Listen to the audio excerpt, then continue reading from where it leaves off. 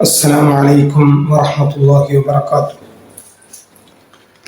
بسم الله والحمد لله والصلاة والسلام على أشرف رسول الله وعلى آله وأصحابه الفائزين برضا الله. أشهد أن لا إله إلا الله وأشهد أن محمدا عبده ورسوله أما بعد. ഏറ്റവും ആദരണീയരായ ശ്രോതാക്കൾ, പ്രിയപ്പെട്ട സുഹൃത്തുക്കൾ, വിശുദ്ധ റമദാനുമായി ബന്ധപ്പെട്ടുകൊണ്ട് അൽഐൻ ICF പ്രവർത്തകർ സംഘടിപ്പിക്കുന്ന പരിപാടിയിലാണ്, പ്രോഗ്രാമിലാണ് ഞാനും നിങ്ങളും സംബന്ധിച്ചുകൊണ്ടിരിക്കുന്നത്. അള്ളാഹുവിൻ്റെ അനുഗ്രഹത്താൽ ഈ റമദാനിൽ അള്ളാഹുവിനെ ഇബാദത്തുകൾ ചെയ്തുകൊണ്ട് അള്ളാഹുവിലേക്ക് അടുക്കാനുള്ള ആത്മീയമായ കാര്യങ്ങൾ പ്രവർത്തിക്കാനും റമദാൻ നല്ല രീതിയിൽ മുന്നോട്ട് കൊണ്ടുപോകാനും നമുക്കെല്ലാവർക്കും അള്ളാഹു തൗഫീഖ് ചെയ്തു. നമ്മുടെ ജീവിതത്തിൽ ഇനിയും ധാരാളം റമദാനുകൾ അള്ളാഹു നൽകി നമ്മെ സന്തോഷിപ്പിക്കുമാറാകട്ടെ. റമദാൻ വിട പറയാനിരിക്കുകയാണ്. അവസാനത്തെ 10-ന്റെ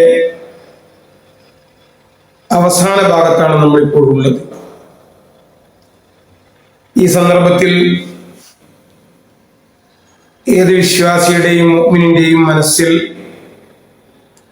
സമ്മിശ്രമായ ചില വികാരങ്ങളാണ് ഉണ്ടാവുക. ആസന്നമായ റമദാനിനെ സംബന്ധിച്ചിടത്തോളമുള്ള സന്തോഷം, റമദാൻ വിട്ടുപോകുന്നതിലുള്ള വേദന, ഇനി ഒരു റമദാൻ നമുക്കുണ്ടാകുമോ എന്ന ആശങ്ക, ഇതെല്ലാം മിശ്രിതമായ രീതിയിൽ നമ്മുടെ മനോമുഖരങ്ങളിലൂടെ കടന്നു പോകുന്നുണ്ട്. അള്ളാഹു നമ്മുടെ ഈ റമദാൻ കബൂൽ ചെയ്യുമാറാകട്ടെ.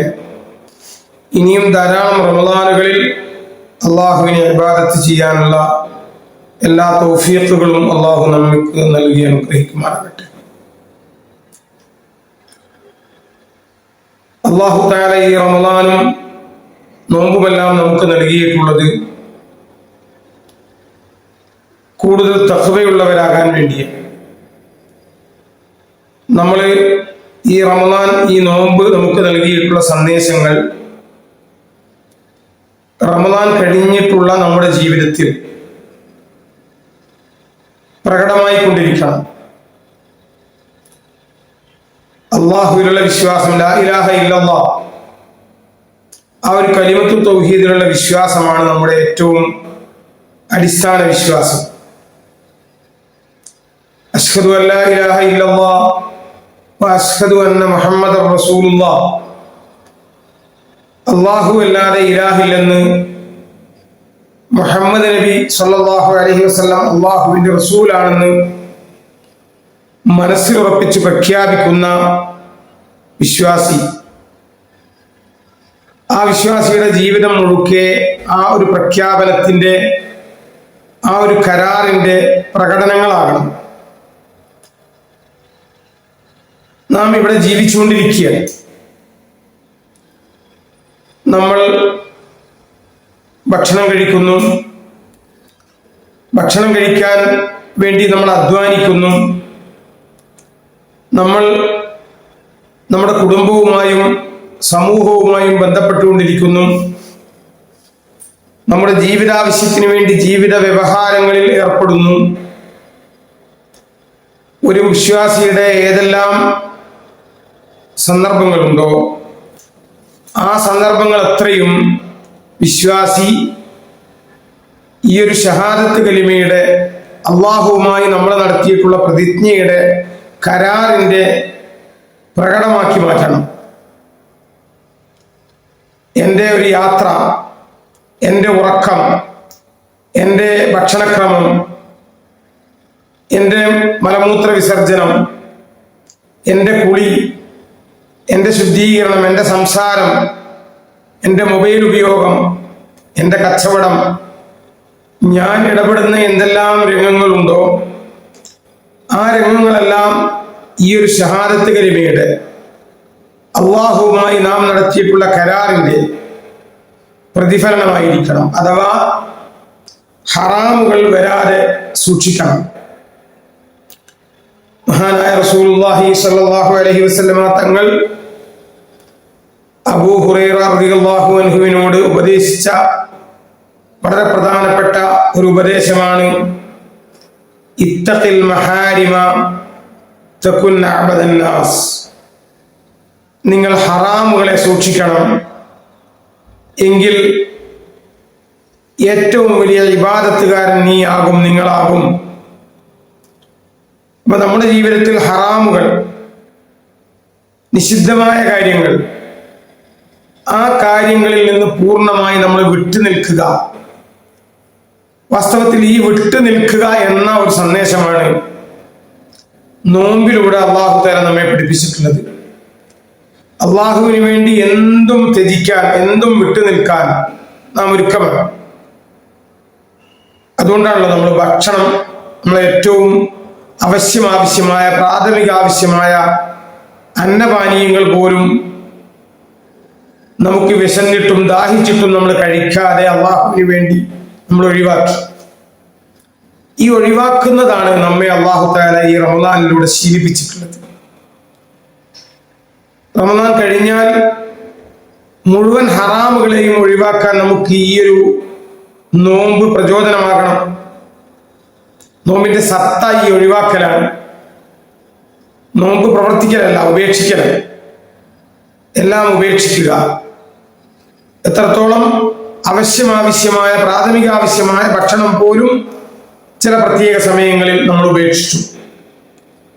ഇത് നൽകിയ ഈ ശീലം, ഹറാമുകളിൽ നിന്ന് വിട്ടുനിൽക്കുക എന്ന ശീലം നോമ്പ് കഴിഞ്ഞാലും നമ്മുടെ ജീവിതത്തിൽ ഉണ്ടാകണം. ഹറാം എന്ന് പറയുമ്പോൾ ലഹരിയുടെ ഉപയോഗം ഹറാമാണ്, അതിൽ നിന്ന് നമ്മൾ വിട്ടുനിൽക്കണം. പലിശ ഹറാമാണ്, അതിൽ നിന്ന് വിട്ടുനിൽക്കണം. അള്ളാഹു വിരോധിച്ച രീതിയിലുള്ള ഇടപാടുകളെല്ലാം നമ്മൾ ഒഴിവാക്കണം. ഗീബത്ത്, നമീമത്ത് തുടങ്ങിയ നമ്മുടെ സംസാരങ്ങളിൽ വരുന്ന ഹറാമുകൾ നമ്മൾ ഉപേക്ഷിക്കണം. കിബിർ, ഹസദ്, റിയാദ് തുടങ്ങിയ നമ്മുടെ ചിന്തകളിൽ വരുന്ന, വിചാരങ്ങളിൽ വരുന്ന ഹറാമുകൾ നമ്മൾ ഉപേക്ഷിക്കണം. ഇത്തഖിൽ മഹാരിം തകുൻ അഅബദൻ നാസ്. ഹറാമുകളെ നീ സൂക്ഷിക്കുക, എങ്കിൽ ഏറ്റവും വലിയ ആരാധകനാകും. ഇത് തന്നെയാണ് നോമ്പിന്റെ ലക്ഷ്യമായി അല്ലാഹു തആല ലഅല്ലക്കും തത്തഖൂൻ, നിങ്ങൾ മുത്തഖീങ്ങളാകാൻ വേണ്ടി എന്ന് പഠിപ്പിച്ചിട്ടുള്ളത്. അതുകൊണ്ട് എന്നെ കേൾക്കുന്ന എല്ലാ പ്രിയപ്പെട്ട സുഹൃത്തുക്കളോടും പറയാനുള്ളത്, ഈ റമദാൻ കഴിയുന്നതോടുകൂടെ നമ്മുടെ ജീവിതത്തെ നമ്മൾ പുനരാവിഷ്കരിക്കണം. നാം ചെയ്തു കൂട്ടിപ്പോയ അല്ലെങ്കിൽ ചെയ്തുകൊണ്ടിരിക്കുന്ന എന്തെല്ലാം ഹറാമുകളുണ്ടോ, നിഷിദ്ധമായ കാര്യങ്ങളുണ്ടോ, അതെല്ലാം ഉപേക്ഷിക്കാനുള്ള ഒരു സന്മനസ് നാം ആർജിക്കണം. അങ്ങനെയാകുമ്പോൾ ജീവിതം വളരെ വിശുദ്ധമായി നമുക്ക് മുന്നോട്ട് കൊണ്ടുപോകാൻ സാധിക്കും. ഇത് നമ്മുടെ സ്വഭാവങ്ങളിൽ കൂടി പ്രകടമാകണം. നമ്മുടെ മാതാപിതാക്കളോടുള്ള പെരുമാറ്റം, നമ്മുടെ അയൽവാസികളോടുള്ള പെരുമാറ്റം, നമ്മുടെ കൂട്ടുകുടുംബങ്ങളോട്, ഭാര്യയോട്, മക്കളോട്, ജ്യേഷ്ഠാനുജന്മാരോട്, കുടുംബങ്ങളോട് എല്ലാമുള്ള പെരുമാറ്റത്തിൽ ഈ ഒരു സ്വഭാവത്തിന്റെ നന്മ, ഒരു മാറ്റം റമദാനിന് മുമ്പും റമദാനിന് ശേഷവും എന്ന രീതിയിൽ നമുക്ക് വേർതിരിക്കാൻ കഴിയണം. റമദാനിന് ശേഷം എൻ്റെ സ്വഭാവത്തിൽ മാറ്റം വന്നിട്ടുണ്ട് എന്നൊരു ആത്മനിർവൃതി നമുക്കുണ്ടാകണം. ആ രീതിയിൽ മാറണം. അല്ലാഹു തആല ആ മാറ്റത്തിന് നമുക്ക് തൗഫീഖ് നൽകി അനുഗ്രഹിക്കുമാറാകട്ടെ. ദീർഘമായി സംസാരിക്കുന്നില്ല. നമുക്ക് വരാനുള്ള ഇബാദത്തുകളുണ്ട്. ഇപ്പോൾ നമ്മൾ നിർവഹിക്കേണ്ട ഇബാദത്തുകൾ, ആചാരങ്ങൾ, സക്കാത്ത്, അത് ഏറ്റവും പ്രധാനപ്പെട്ട ഒരു ഇബാദത്താണ്. റമദാനുമായി ബന്ധപ്പെട്ടിട്ടുള്ള സക്കാത്ത് ഫിത്ർ സക്കാത്താണ്. ഏത് സക്കാത്താകട്ടെ ഇസ്ലാമിന്റെ മൂന്നാമത്തെ കർമ്മമാണ്, ആചാരമാണ് സക്കാത്ത്. ഇത് ഞാൻ ഒന്നുകൂടി ഊന്നി ആവർത്തിച്ച് പറയുക. ഒരാചാരമാണ്, ഇസ്ലാമിന്റെ മൂന്നാമത്തെ ഫർളാണ് സക്കാത്ത്. അപ്പൊ ആ നിലക്ക് ആചാരം എന്ന നിലക്ക് തന്നെ ഈ സക്കാത്തിന്റെ വിഷയങ്ങൾ നമ്മൾ കാണണം. അതൊരു റിലീഫ് പ്രവർത്തനമല്ല, ഒരു പ്രത്യേക ആചാരം. അപ്പം ഫിത്ർ സക്കാത്ത് അതെങ്ങനെ കൊടുക്കണം, എത്ര കൊടുക്കണം, എന്താണ് കൊടുക്കേണ്ടത്, ഇതൊക്കെ നമ്മൾ പഠിച്ചിട്ടുണ്ട്. ധാന്യം കൊടുക്കണം, അതേപോലെ നമ്മൾ ഏത് പ്രദേശത്താണോ മാസപ്പിറവി കാണുന്ന സമയത്തുള്ളത് അവിടെ കൊടുക്കണം നമ്മുടെ സക്കാത്ത്. ഇത്തരം മസലകളൊക്കെ നമ്മൾ മനസ്സിലാക്കിയിട്ടുണ്ട്, അല്ലെങ്കിൽ മനസ്സിലാക്കണം. മനസ്സിലാക്കിയിട്ട് ആ മനസ്സിലാക്കിയതിനനുസരിച്ച് നമ്മൾ പ്രവർത്തിക്കണം. കേശ് കൊടുത്തുകൂടെ, ധാന്യമാണ് കൊടുക്കാൻ പറഞ്ഞിട്ടുള്ളത്. അപ്പൊ ധാന്യം തന്നെ കൊടുക്കാനാണ് ശാഫി മദ്ഹബുകാരായ നാം ശ്രദ്ധിക്കേണ്ടത്. സക്കാത്ത് വാങ്ങാൻ എമ്പാടും ആളുകൾ നമ്മുടെ കൂടെ തന്നെയുണ്ട്. ഗൾഫ് നാടുകളിൽ സക്കാത്ത് വാങ്ങാനുള്ള ആളുകൾ നാട്ടിലുള്ളതിനേക്കാൾ കൂടുതലാണ്. കാരണം ഗൾഫിൽ പോയിട്ടുള്ളത് നാട്ടിൽ നിന്ന് ജീവിക്കാൻ സാധിക്കാത്തത് കൊണ്ട്, അല്ലെങ്കിൽ ജീവിത വ്യവഹാരങ്ങൾ കൂടുതൽ പുഷ്ടിപ്പെടുത്താൻ വേണ്ടി കേഷിന്റെ ആവശ്യത്തിന് വേണ്ടിയാണല്ലോ മനുഷ്യർ ഗൾഫിലേക്ക് പ്രയാസങ്ങൾ സഹിച്ചുകൊണ്ട് പ്രവാസം സ്വീകരിക്കുന്നത്. അപ്പോൾ വിദേശ രാജ്യങ്ങളിൽ സക്കാത്ത് വാങ്ങാൻ ആളില്ല എന്നൊക്കെ പറയുന്ന, അത് അറിയാത്തത് കൊണ്ടാണ്.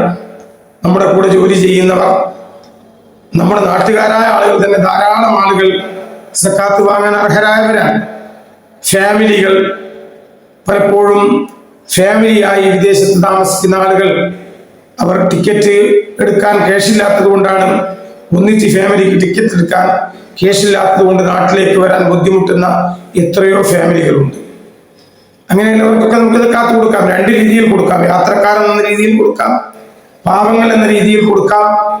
അങ്ങനെ എത്രയോ ആളുകൾ. അതേപോലെ തൊഴിലാളികൾ, സാധാ തൊഴിലാളികൾ മിക്കവാറും സക്കാത്തിന് വാങ്ങാൻ അർഹരായ ആളുകൾ. അപ്പൊ അങ്ങനെയുള്ള ആളുകളെ കണ്ടെത്തി ഫിത്ർ സക്കാത്ത് ധാന്യമായി തന്നെ നൽകുന്ന ഒരു സ്വഭാവം നമുക്കുണ്ടാകണം. ഫിത്ർ സക്കാത്തിൻ്റെത് ഒരു എക്സാമ്പിൾ എന്ന നിലയ്ക്ക് ഞാൻ ഓർമ്മിപ്പിച്ചതാണ്.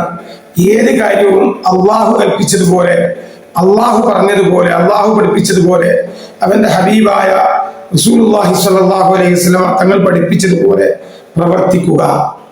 ഇതാണ് തഖ്വ എന്ന് പറയുന്നത്.